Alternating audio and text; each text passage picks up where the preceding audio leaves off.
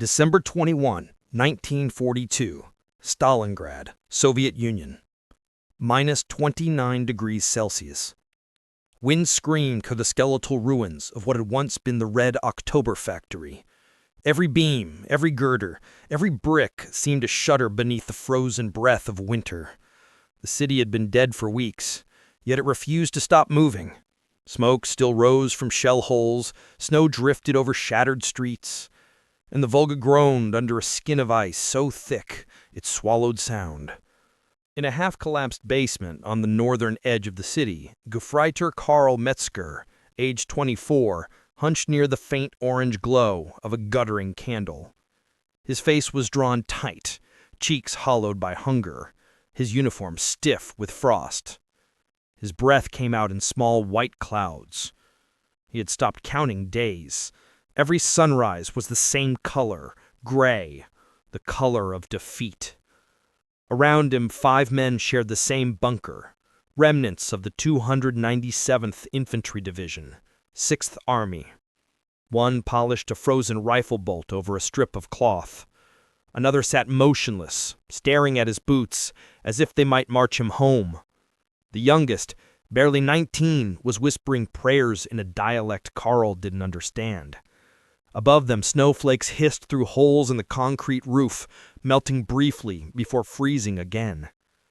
Outside, artillery murmured like distant thunder, a sound so familiar it no longer frightened them. The Soviets had stopped attacking directly. They didn't need to. They had sealed the city weeks ago, and now they simply waited for hunger, frost, and time to finish what their guns had begun. Karl reached into his tunic pocket, fingers stiff and trembling. Inside was the last piece of paper he owned, a torn page from his paybook.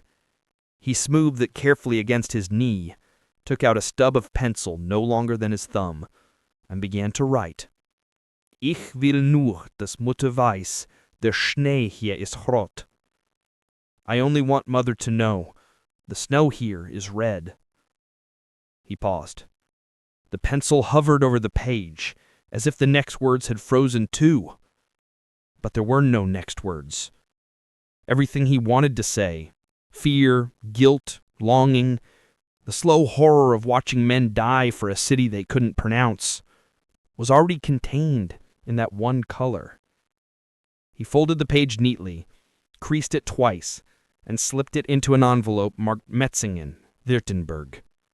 The ink of the return address had already bled from sweat and snow, but the letters were still legible enough that, perhaps, if a miracle happened and the Luftwaffe still flew, someone might find it. The candle flickered. A distant boom shook dust from the ceiling. One of the men muttered, "Another battery gone silent." Someone laughed, a short, brittle sound that didn't reach his eyes. Karl looked around the room. He could still see the faces, but he could no longer remember their first names. He had stopped trying. They weren't comrades now. They were ghosts in waiting. Above ground, the night was pale and cold. The moon hung like a shard of steel over the ruins. Every shadow looked like movement, every breeze like an advance. The Red Army was out there, invisible but everywhere. They didn't need to attack, they just needed to wait. Berlin still promised salvation. Supplies by air, the radio had said. The Führer will not abandon Stalingrad. Karl had stopped believing that weeks ago. The few planes that broke through the storm never returned. The ones that did drop supplies often delivered ammunition when food was needed, or fuel when morphine was gone. Sometimes the crates contained nothing but propaganda leaflets, each stamped with the same command, "Hold fast, victory is near." Victory. The word had lost all meaning here. He thought of his mother, her hands always warm, the smell of bread in the kitchen, the small garden behind their home. It seemed impossible that such a place still existed. The letter, he decided, wasn't meant to be delivered. It was a way to remember that warmth existed somewhere, even if he would never feel it again. Above, footsteps scraped. A sentry descended the stairs, his breath heavy. "Patrol reports movement," he said. "Could be Ivan. Could be nothing." Nobody moved. Nobody cared. Karl tucked the letter into the inner pocket of his tunic, near his heart, and tightened his scarf. "If they come, we hold until daylight." The others nodded without looking up. They were too tired for courage. Outside, snow began to fall again. Slow, deliberate flakes, drifting like ashes from a great invisible fire. It covered everything: the guns, the rubble, the bodies. It covered the streets where once trams had run, the courtyards where children had played, the riverbanks now frozen solid with blood beneath the ice. Somewhere across the river, the Soviets were lighting fires, preparing for another push. The glow danced faintly in the fog, turning the sky a dull crimson. Karl watched it for a long time, a light flickering in his eyes. And for a moment he thought he could see home reflected in that red glow. A farmhouse under snow, a woman waving from the door. But then the light faded, and the city swallowed him again. He closed his eyes, whispering a single line that would outlive him by decades. "The snow here is red." The candle burned out. Darkness took its place. And somewhere under that darkness, the last letter from Stalingrad waited, buried beneath snow, blood, and history. January 10th, 1943, 0600 hours, Stalingrad, Soviet Union. The city had not slept for 70 days, but that morning it awoke to the sound of the world ending. Across a 40-mile front, the Soviet artillery began to speak. Operation Ring, the final encirclement and destruction of the German Sixth Army. Over 7,000 guns and mortars opened fire simultaneously. For 15 minutes, the sky above Stalingrad pulsed like lightning. The ground convulsed, walls bowed inward, and snow turned instantly to vapor under the concussion. Inside a shattered warehouse near the tractor factory, Karl Metzger pressed himself against a wall that no longer had corners. The air was thick with dust and powdered concrete. The shockwaves came in ripples, each one stealing another piece of his hearing. Around him, the men of his platoon, or what remained of them, crouched in silence. They had long stopped shouting orders. No one could hear them anymore.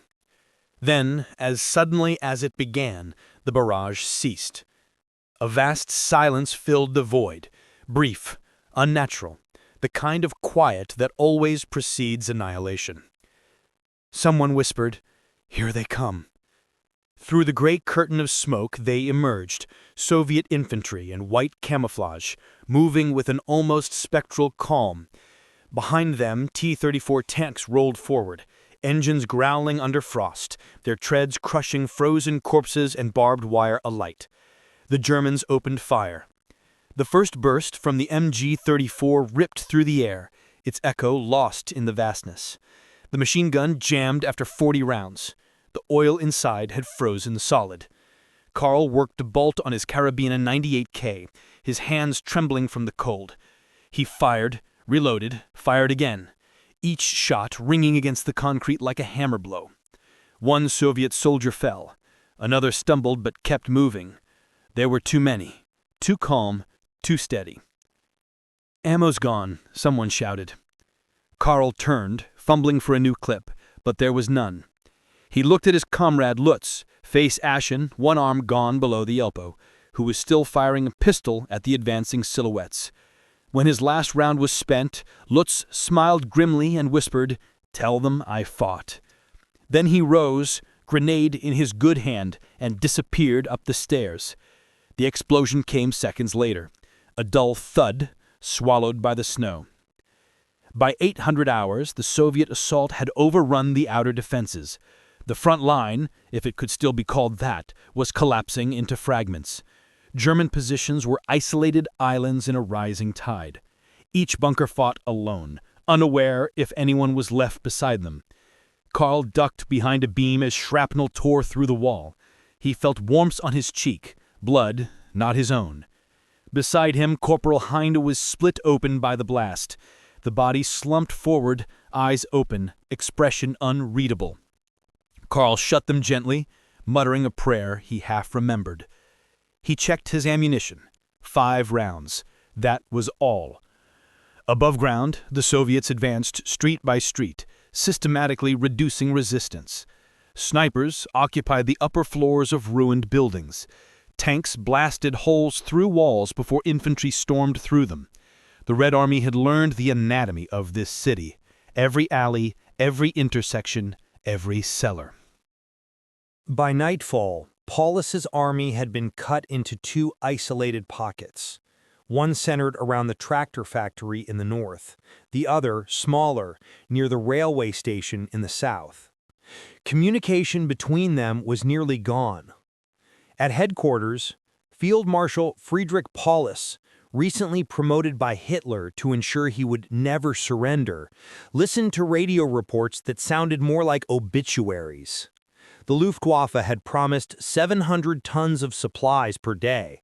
That morning, they managed 80. Even then, most crates landed in Soviet lines. He scribbled in his notebook, "No ammunition, no food, no medicine. Still expected to hold." In Karl's sector, that reality was already visible. The wounded were stacked in a corner, wrapped in curtains torn from ruined apartments. Medics, those who still had morphine, reserved it for the dying. The rest were told to pray. That night, the temperature dropped again, minus 32 degrees Celsius. Men wrapped themselves in rags, curtains, and paper. The candles froze. Rifles cracked when fired. The sound of the wind replaced the sound of command. Karl sat in the dark, his back against the frozen wall, the letter to his mother still tucked inside his tunic. He pulled it out and read it again, though he knew every word by heart. The pencil marks had faded from the moisture of his breath, but the meaning was still there, the confession of a man who had stopped believing in orders. He whispered it aloud, as if repeating it could summon warmth. "Mother, the snow here is red." He didn't write it for history. He wrote it so someone would know that color existed, that under the gray smoke and white frost, life had once been warm. Outside, the Soviets began shelling again. The flashes painted the snow crimson, a color that looked too much like memory. Karl raised his head. Somewhere across the river, the faint echo of Soviet loudspeakers drifted through the wind. "German soldiers, lay down your weapons. You cannot escape. You will be treated humanely." He smiled bitterly. Humanity.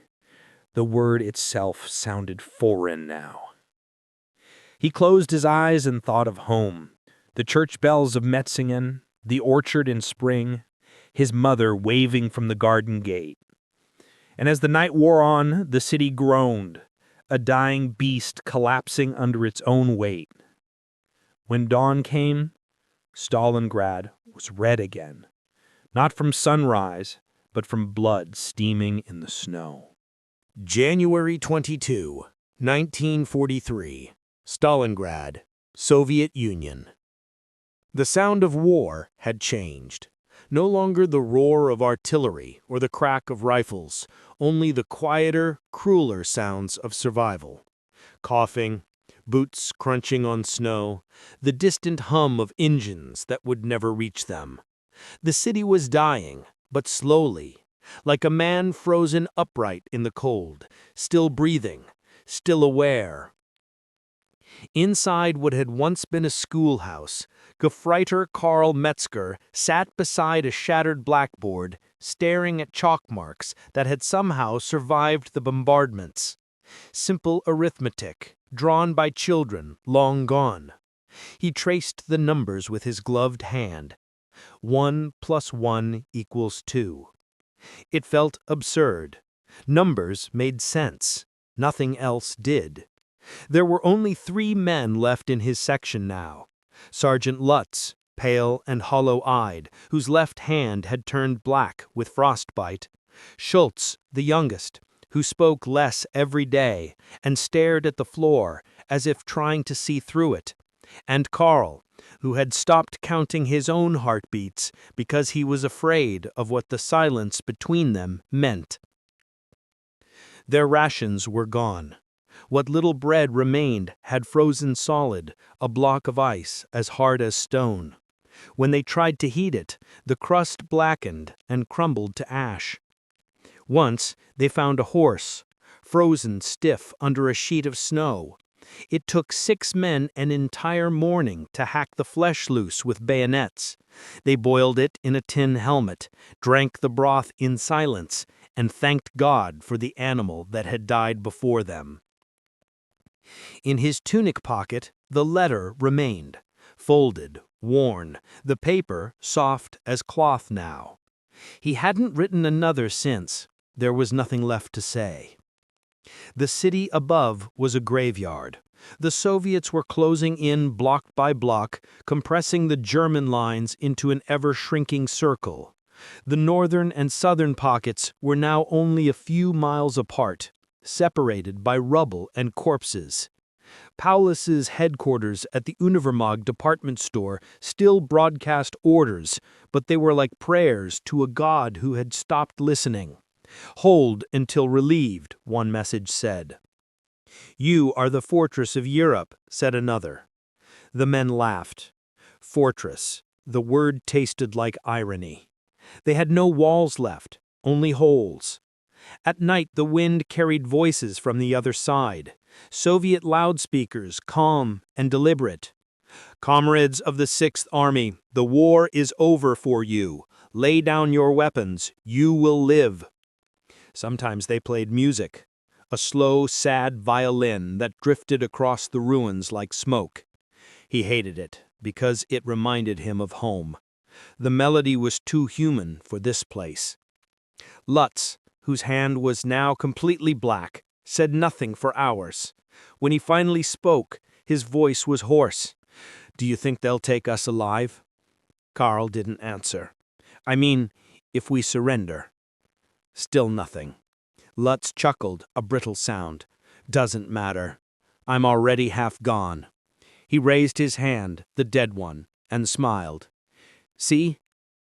Frozen. Maybe I'll keep it as a souvenir." The next morning, he was gone. His rifle still leaned against the wall. Karl found him outside, sitting upright in the snow, his cap in his lap, his eyes open and full of ice. He looked peaceful, like he'd finally escaped the noise. Schultz didn't speak after that.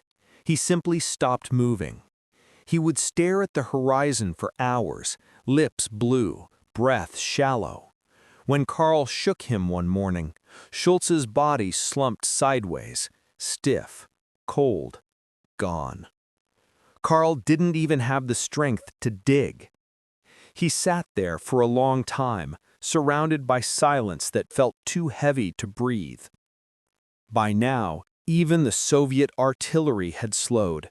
They didn't need to fire. The Germans were devouring themselves. Medical units had run out of bandages, morphine, even alcohol. Wounds festered. Men tied socks around their arms to stop bleeding. Some shot themselves just to end the cold. In Paulus's headquarters, generals argued about orders while their men starved. One colonel suggested a breakout toward the west. Paulus refused. "The Führer has forbidden it," he said. His voice was hollow, like he was reciting someone else's words. Karl didn't know about any of that. He only knew that the city no longer smelled of smoke, just rot and metal. He found a small mirror in the rubble one day and almost didn't recognize his reflection. His eyes had sunk deep into their sockets. His beard was crusted with frost. He looked older than his father. That night, he tried to sleep, but the wind outside kept whispering, a low, moaning sound that seemed almost human. He pulled the letter from his pocket again, reading it by the faint light of a match. "I only want Mother to know the snow here is red." He wondered what she would think if she saw this place now. Would she still believe her son was fighting for something noble? Or would she understand that there was nothing left of glory here, only hunger, madness, and silence? The match burned down to his fingers. He dropped it, and for a moment the tiny flame illuminated the bunker, the faces of the dead, the walls scrawled with names and prayers, and the slow drift of snowflakes falling through a hole in the ceiling. Then darkness returned, and the city groaned again, quieter this time, as if even destruction had grown tired. By morning, Karl would be the only one left alive in that building. He didn't know it yet, but the silence already did. He tore a strip from Schultz's blanket, wrapped it around his hands, and walked outside into the red snow. The letter pressed against his heart. January 31, 1943. 07:45 hours.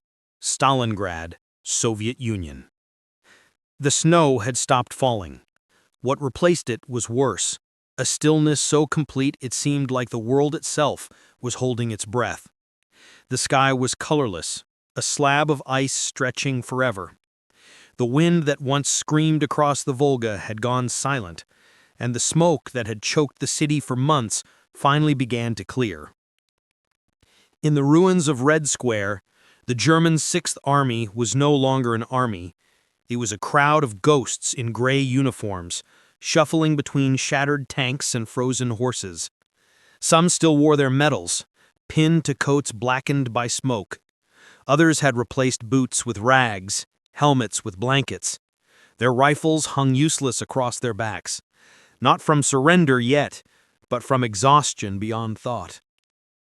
Inside the Univermag department store, Field Marshal Friedrich Paulus stood beside a broken window, staring out at a city that no longer existed. His headquarters smelled of damp plaster, cold metal, and defeat. Around him, his remaining officers whispered in low voices, their faces pale and hollow. A Soviet shell had struck the building's upper floors the night before, killing 3 clerks and destroying the last working radio. They were cut off, not just from Berlin, but from everything. At 07:45, footsteps echoed down the hall. A Soviet officer appeared, Colonel Ivan Loskin of the 64th Army. He carried no weapon, only a folded paper in his hand. His boots left wet prints on the tile as he approached Paulus, stopping 3 steps away. The guards didn't move. They couldn't. Their rifles hung loosely in their hands. Laskin's interpreter, a young lieutenant barely out of his teens, spoke softly. The commander of the Soviet 64th Army, General Shumilov, requests your surrender. He guarantees your safety and that of your men. Paulus's eyes lingered on the officer for a long moment. Then he turned away, his breath fogging the air. General Shumilov, he repeated, his voice thin. Guarantees. He laughed quietly, a sound more like coughing. Tell him the Sixth Army is finished. When Loskin extended his hand, Paulus did not take it. He simply nodded, then sat at a desk covered with half-burned papers. He said, the Führer made me a field marshal yesterday. No German field marshal has ever been captured alive. He looked up, meeting the Soviet officer's gaze. But I will not kill myself for a man who has already killed Germany. At that same hour, across the frozen city, thousands of German soldiers were doing what Paulus could not bring himself to order, surrendering. In the northern pocket, near the tractor factory, Soviet loudspeakers broadcast the news. The commander of the Sixth Army has surrendered. Lay down your arms, you will be treated with honor. At first, the Germans didn't believe it. Then they saw the white flags, bedsheets, undershirts, handkerchiefs, rising one by one from craters and bunkers. Entire platoons emerged from the snow, staggering, limping, carrying the wounded between them. Their weapons were left behind, half buried in frost. A Soviet soldier watching from behind a barricade later wrote, "They did not walk like men. They drifted, as if the wind pushed them. Their faces were gray, their eyes empty. One stopped in front of me, tried to salute, and fell without sound." By noon, the firing had ceased almost entirely. The city that had devoured 2 million men in 6 months was suddenly quiet. No artillery, no aircraft, only the slow crunch of boots over ice and the clatter of rifles dropped into piles. Karl Metzger was among them. He had walked for hours through the ruins, guided by instinct more than purpose. His uniform hung loose, his belt tied twice to keep it from falling. Frost clung to his beard like white ash. In his pocket, the letter, fragile, folded, nearly disintegrated from the moisture of his chest, pressed against his heart with every step. He never saw Stalingrad again. He reached what had once been the central square. A Soviet sergeant stood there, shouting orders. Karl stopped, raised his hands slowly. His gloves were gone, his fingers blue-black. For a moment he thought the sergeant might shoot him, end the long frozen nightmare with something clean.